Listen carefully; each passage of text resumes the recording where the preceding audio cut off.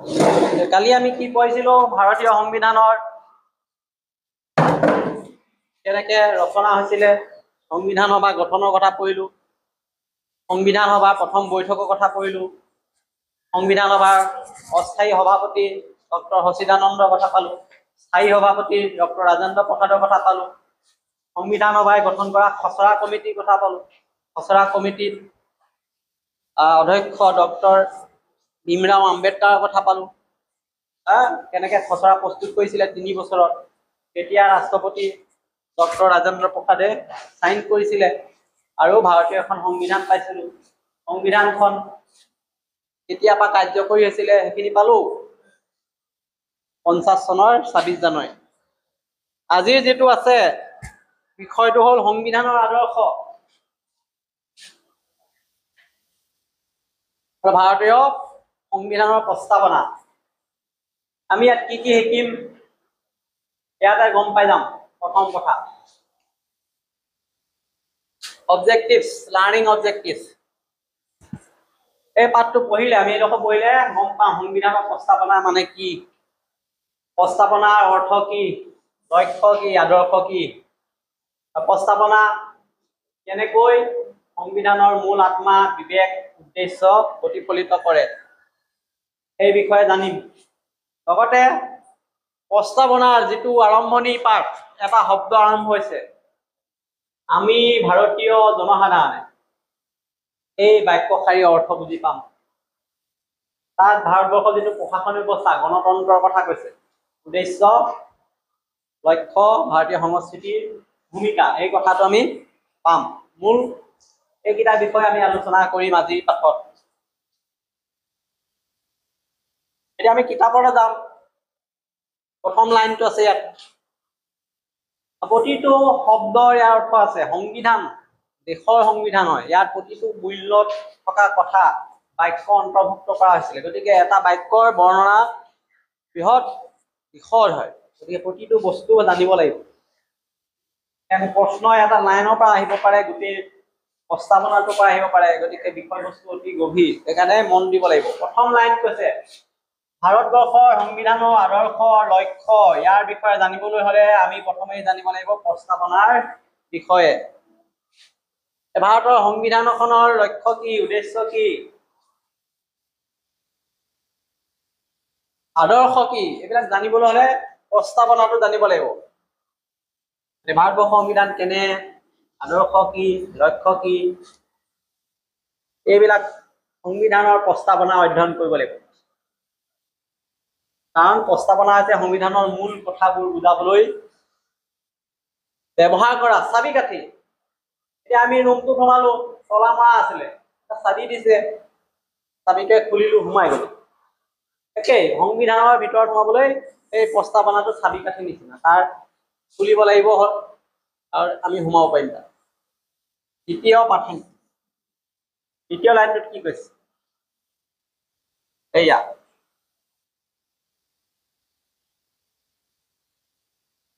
প্ৰস্তাৱনা হল সংবিধানৰ পাতনি কোনো এখন গ্ৰন্থৰ পাতনিত যেনেকৈ গ্ৰন্থখনৰ বিষয়ে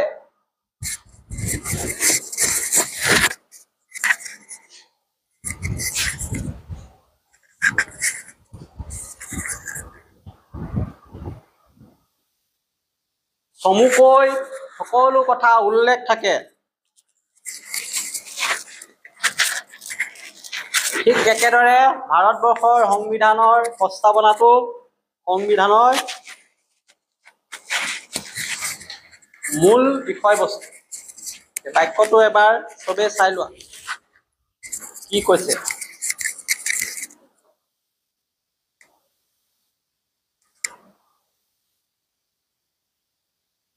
প্ৰস্তাৱনা হল সংবিধানৰ পাতনি এখন ধৰিলো সংবিধান এখন কিতাপহে সংবিধানখন ইয়াত বহুতো পেজ আছে এই তাৰ যেটো প্ৰথম পেজ পাতনি আমাৰ সমাজ বিজ্ঞানতো এটা সূচীপত্ৰ আছে এই তেনেকুৱা ধৰণৰ এই প্ৰস্তাৱনাখনো সংবিধানৰ পাতনি যেনেকৈ কোনো এখন গ্ৰন্থৰ পাতনিত গ্ৰন্থখনৰ বিষয়ে চমুকৈ সকলো কথা উল্লেখ থাকে, ঠিক একেদৰে ভাৰতবৰ্ষৰ সংবিধানৰ প্ৰস্তাৱনাটো সংবিধানৰ মূল বিষয়বস্তু আদৰ্শ লক্ষ্য থাকে। বিয়াৰ যোগেদি কি কোৱা হৈছে? প্ৰস্তাৱনাৰ সংজ্ঞা দিয়া হৈছে। প্ৰস্তাৱনা সংবিধানৰ পাতনি বা ভূমিকা।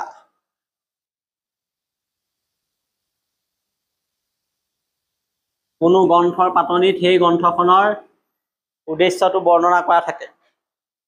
সংবিধানৰ উদ্দেশ্যটো ক'ত বৰ্ণনা থাকিব? লক্ষ্যটো, সাৰাংশটো এই প্ৰস্তাৱনা।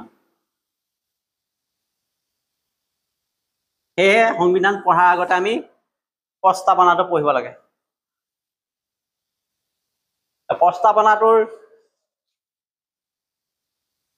কিতাপত আছে, সকলোৱে এবাৰ চাই লওক। আছেনে নাই?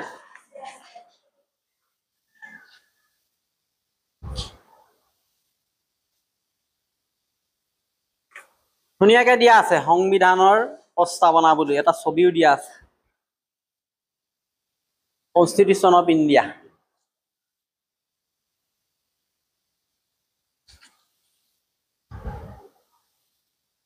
এতিয়া আহিলো, সেইবাবে বহুতে প্ৰস্তাৱনাক ভাৰতৰ সংবিধানৰ আত্মা, বিবেক, দুৱাৰদলি আৰু চাবিকাঠি বুলি অভিহিত কৰে।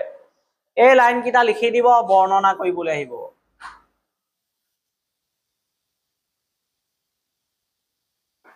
প্ৰস্তাৱনা সম্পৰ্কত তলত দিয়া বাক্যসমূহ আলোচনা কৰা। যে প্ৰস্তাৱনা হৈছে ভাৰতৰ সংবিধানৰ আত্মা, বিবেক, দুৱাৰদলি, চাবিকাঠি। তোমাৰ ভাষাত লিখা। তেতিয়া আমি এই ধৰণে ক'ব লাগিব যে এই বাক্যত প্ৰস্তাৱনাৰ গুৰুত্ব স্পষ্ট কৰা হৈছে। কেনেকে? বহুতো বিশেষজ্ঞই প্ৰস্তাৱনাক কি বুলি কৈছে?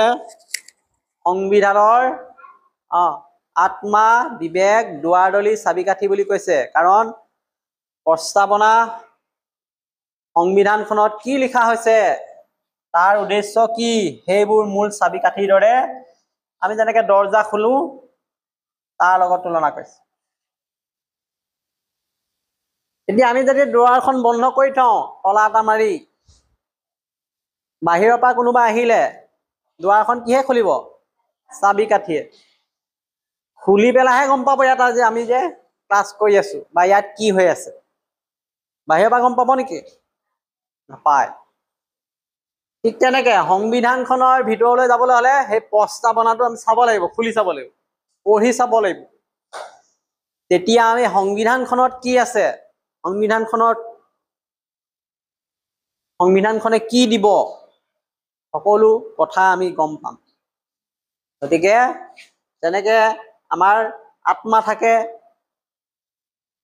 বিবেক থাকে, চিন্তা কৰা, উচিত অনুচিত বিচাৰ কৰিব পৰা, দুৱাৰদলিত সোমাবলৈ যেনেকে দুৱাৰদলি থাকে, এই সংবিধানতো সোমাবলৈ হলে প্ৰস্তাৱনাৰ যোগেদি আমি সোমাব পাৰিম।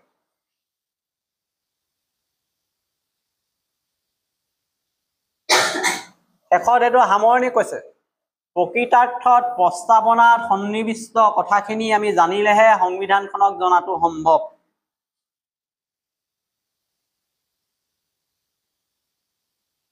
এই কিতাপখনত কি আছে আমি যদি গোটেই কিতাপখন নেমেলিলেও হ'ল। ইয়াত সূচীপত্ৰ আছেনে নাই? এয়া চমুকে লিখা আছেনে নাই? এইখন যদি আমি জানো গম পাই যাম এই কিতাপখনে কি ক'ব বিচাৰিছে, ইয়াত কি আলোচনা কৰিব বিচাৰিছে। একেই সংবিধানখনো গোটেইখনটো বহুত ডাঙৰ, 300 ওপৰৰ আৰ্টিকুল আছে। ইমান কম সময়ত জনাটো অসম্ভৱ। কোনোবাই যদি জানিব বিচাৰে মূল বিষয়টো, এই প্ৰস্তাৱনা চাব লাগিব, তেতিয়া গম পাই যাব যে সংবিধানখনে কি কৰিছে। গতিকে এই প্ৰস্তাৱনা পঢ়া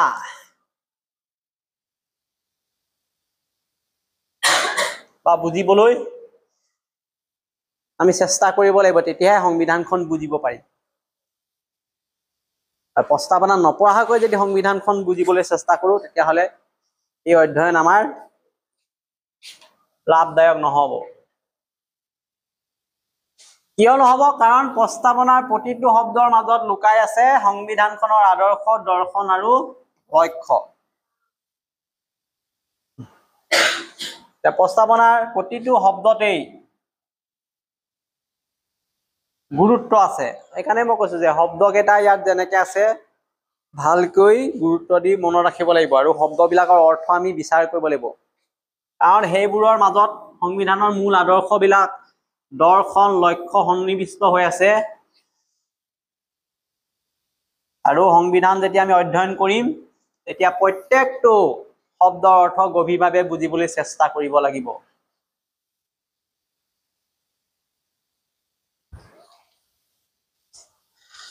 এতিয়া পৰীক্ষাত যেতিয়া আহিব প্ৰস্তাৱনা মানে কি, তেতিয়া ক'ব পাৰিব লাগিব প্ৰস্তাৱনা হৈছে সংবিধানৰ পাতনি। যিকোনো এখন গ্ৰন্থৰ পাতনিত যিদৰে গ্ৰন্থখনৰ সবিশেষ দিয়া থাকে, গ্ৰন্থখনৰ উদ্দেশ্য কি, গ্ৰন্থখনে কি বিষয়ত আলোচনা কৰিছে, ঠিক তেনেকৈ প্ৰস্তাৱনাটো সংবিধানৰ মূল উদ্দেশ্য, লক্ষ্য, আদৰ্শ, দৰ্শন সকলো উল্লেখ থাকে। সংবিধানখন বুজিবলৈ আমি সেইকাৰণে প্ৰস্তাৱনা জনাটো অতি জৰুৰী। বহুতে ভিন্ন ধৰণে প্ৰস্তাৱনাক নামাকৰণ কৰিছে। সেই কথাকেইটা আমি যে ক'লো, বহুতে প্ৰস্তাৱনাক কি বুলি কৈছে, সংবিধানৰ চাবি কাঠি কৈছে, আত্মা বুলি কৈছে, বিবেক বুলি কৈছে, দুৱাৰদলি বুলি কৈছে। সেই কথাবিলাক ক'ব লাগিব। আৰু যেতিয়া সংবিধান ৰচনা হৈছিলে সেই সময়ত সংবিধান প্ৰণেতাসকলে কি কৈছিলে, প্ৰাচীন ভাৰতীয় সভ্যতা সংস্কৃতিৰ প্ৰতিটো দিশত গুৰুত্ব আৰোপ কৰিছিলে আৰু সেইবিলাক আদৰ্শৰ যোগেদি আমাৰ সংবিধানত প্ৰতিফলিত কৰিবলৈ চেষ্টা কৰিছিলে। আৰু সেই আদৰ্শৰ এটা প্ৰতীক হিচাপে প্ৰস্তাৱনাক ব্যৱহাৰ কৰিছিলে। তেতিয়াই কৈছে প্ৰস্তাৱনাৰ যিটো প্ৰথম বাক্য প্ৰস্তাৱনাত, আমি ভাৰতীয় জনসাধাৰণে বুলি আৰম্ভ হোৱা প্ৰস্তাৱনাত থকা প্ৰতিটো শব্দত নিহিত হৈ আছে নিৰ্দিষ্ট আদৰ্শ। এইটো এটা যুক্তি পূৰ্ণ শাৰী হয়, সেইটো তুলনা কৰিবলৈ আহিব MCQত, যে সংবিধানৰ প্ৰস্তাৱনাত কোনটো বাক্যৰে আৰম্ভ হৈছিলে, তেতিয়া সেইটো বাছি উলিয়াব লাগিব, আমি ভাৰতীয় জনসাধাৰণে বুলি হ'ব। এতিয়া ইয়াত আমি ভাৰতীয় জনসাধাৰণ আছে, আমি ভাৰতীয় আকৌ বেলেগ শব্দ এটা দিব পাৰে, জনসাধাৰণৰ ঠাইত বেলেগ শব্দ দিব পাৰে। তেতিয়া আমি শুদ্ধ কোনটো বাচিব পাৰিব লাগিব। আৰু এইটো অৰ্থ কি আমি পৃথকে আলোচনা কৰিব লাগিব। বিশেষকৈ সংবিধানৰ প্ৰস্তাৱনাত আমি ভাৰতীয় জনসাধাৰণে বুলি ক'লে ভাৰতৰ জনগণৰ কথা কৈছে, নাগৰিকৰ কথা কৈছে, তেওঁলোকৰ মাজত থকা একতাৰ কথা কৈছে, তেওঁলোকৰ স্বাধীনতাৰ কথা কৈছে, তেওঁলোকৰ ক্ষমতাৰ কথা কৈছে। এই সকলোবিলাকৰ মূল তেওঁলোক যে, আৰু তেওঁলোকেই সংবিধানখন ৰচনা কৰিছে, সংবিধানখন যে তেওঁলোকৰ বাবে, এই কথা ইয়াত স্পষ্ট হৈছে। আৰু এইটো আমি ক'লোৱেই যে সংবিধান প্ৰণেতাসকলে সংবিধান ৰচনা কৰাৰ সময়ত ভাৰতীয় সভ্যতা সংস্কৃতিৰ প্ৰতিটো দিশ যাতে সংবিধানখনত অন্তৰ্ভুক্ত কৰিব পাৰি তাৰ প্ৰতি লক্ষ্য ৰাখিছিল। আৰু সেয়েহে সংবিধানৰ প্ৰতিটো ধাৰাত, প্ৰতিটো অনুচ্ছেদত ভাৰতীয় সংস্কৃতি সভ্যতাক প্ৰতিনিধিত্ব কৰাৰ আমাৰ পৰিলক্ষিত হৈছে। এতিয়া শেষৰ লাইনটো আমাক দৰকাৰ হ'ব, এইটো 2 নম্বৰ কুৱেশ্যনত আহিব। লাষ্টৰ লাইনটো চিন দি লোৱা, প্ৰস্তাৱনাত আমি ভাৰতীয় জনসাধাৰণ বুলি উল্লেখ কৰি সংবিধান প্ৰণেতাসকলে, এইটো লাইন, স্পষ্ট কৰিছে যে সংবিধানখনৰ ৰচক ভাৰতীয় জনগণ। সংবিধানখন কাৰ? ভাৰতীয় জনগণৰ। আৰু ভাৰতীয় জনগণেই সংবিধানৰ আঁৰত থকা বৃহৎ শক্তি। লাইনটো যেনেকে আছে তেনেকে মনত ৰাখিব লাগে। ইয়াত আৰু ব্যাখ্যা কৰা একো প্ৰয়োজন নাই। হা, ওপৰৰ সেই লাইনটোৱে আহিব। আমি ভাৰতীয় জনসাধাৰণ বুলি প্ৰস্তাৱনাত কি বুজাইছে ব্যাখ্যা কৰা। এতিয়া আমি এই ধৰণে লিখিব লাগিব দিয়া মতে যে প্ৰস্তাৱনাত উল্লেখিত আমি ভাৰতীয় জনসাধাৰণে বুলি উল্লেখ কৰি সংবিধান প্ৰণেতাসকলে স্পষ্ট কৰি দিছে যে যিখন সংবিধানৰ কথা কৈ আছে সেইখন কোনে ৰচনা কৰিছে? ভাৰতীয় লোকেই কৰিছে। কাৰ কাৰণে কৰিলে সংবিধানখন? ভাৰতীয় জনগণৰ কাৰণেই ৰচনা কৰিলে। কি আছে ইয়াত? এই সংবিধানখনৰ আঁৰত এটা বৃহৎ শক্তি আছে। এই শক্তিটো কোন? ভাৰতীয় জনগণ। এইটো অৰ্থাৎ জনসাধাৰণকে এই সংবিধানখনত মূল শক্তি হিচাপে দেখুওৱা হৈছে। পাৱাৰ অফ কমন পিপল। কাৰণ সংবিধানখন জনগণৰ দ্বাৰা ৰচনা হৈছে, জনগণৰ বাবেই ৰচনা কৰা হৈছে আৰু জনগণৰ দ্বাৰা পঢ়িত।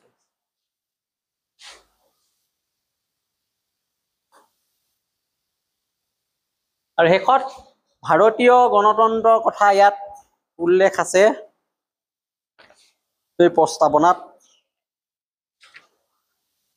যি শাসন ব্যৱস্থা গণতন্ত্ৰ হ'ব, ৰাজতন্ত্ৰৰ পৰিৱৰ্তে গণতন্ত্ৰ প্ৰতিষ্ঠাত গুৰুত্ব দিব। সংবিধানৰ প্ৰস্তাৱনাই ভাৰতীয় গণতন্ত্ৰৰ মূল দিশ নিৰ্দেশ কৰিছে। আৰু ই গণতান্ত্ৰিক গণৰাজ্য কথা কৈছে। সেইকাৰণে ৰাজ্য দিৱস পালন কৰে, গণতন্ত্ৰ দিৱস পালন কৰে স্বাধীন হোৱাৰ পিছত। গতিকে ইয়াৰ পৰা আমি কি শিকিলো? প্ৰস্তাৱনাৰ সংজ্ঞা পালো, উদ্দেশ্য পালো, লক্ষ্য পালো, সংবিধানৰ আদৰ্শসমূহ পালো আৰু ভিন্ন ধৰণৰ বিষয়সমূহ স্পষ্টকে গম পালো যে প্ৰস্তাৱনাই আচলতে কি ক'ব বিচাৰিছে, প্ৰস্তাৱনাৰ লক্ষ্যটো কি। ইয়াৰ পিছত আমি ইয়াৰ কিছুমান প্ৰশ্ন আছে, এই প্ৰশ্নবিলাক আলোচনা কৰিম, এতিয়াই কৰিম।